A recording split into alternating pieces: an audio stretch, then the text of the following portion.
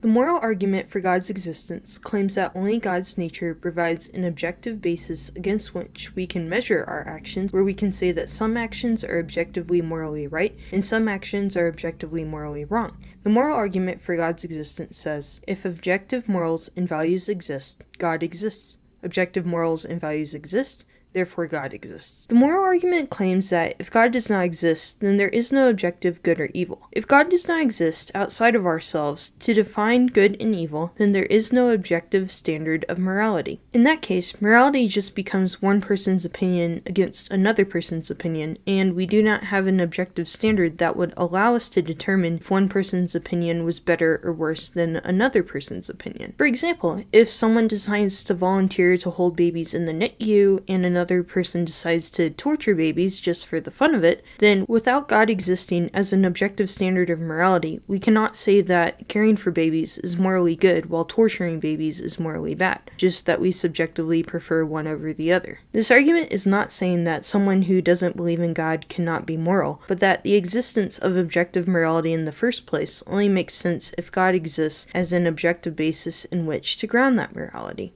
To better explain this concept, we're going to look at what C.S. Lewis has to say about objective morality in his work Mere Christianity, because I think he does a great job at explaining this in a great way, and Mere Christianity is just a great beginner apologetics book in general. Lewis says, "My argument against God was that the universe seemed so cruel and unjust. But how had I got this idea of just and unjust? A man does not call a line crooked unless he has some idea of a straight line. What was I comparing this universe with when I called it unjust?" Lewis is saying that he needed an objective standard of good against which to measure actions and determine them to be moral or immoral, similar to how we know a crooked line by comparing it with a straight line. Lewis is saying that he needed the straight line of objective good to see the crooked line of objective evil. Lewis goes on to say that we all know that there are objective moral laws and duties, and if someone claims that there aren't objective laws and duties, they will actually contradict themselves as soon as evil is done to them. They will say things like this: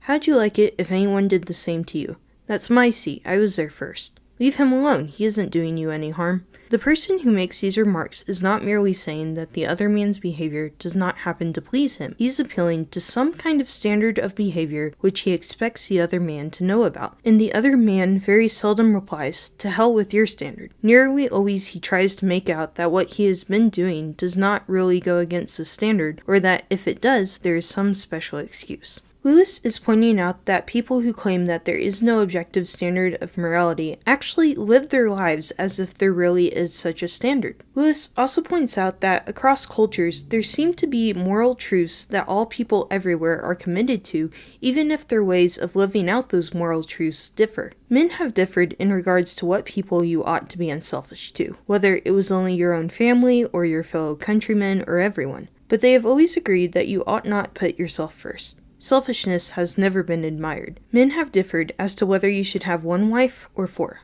but they have always agreed that you must not simply have any woman you liked. It seems like these common moral values across cultures, along with the fact that people live as if there actually is an objective standard of morality that everyone ought to obey, is good reason to believe that objective morality exists. This objective standard of morality, over and above people's opinions and cultures, shows that it's reasonable to believe that God exists as an objective standard of morality that we can use to judge our actions as being objectively morally good or objectively morally evil. If even one action is objectively morally wrong, is a crooked line in this example, then God must exist as an objective standard of morality, or as the straight line in this metaphor. Please like and subscribe for more videos that share God's love through apologetics, and remember, Jesus loves you.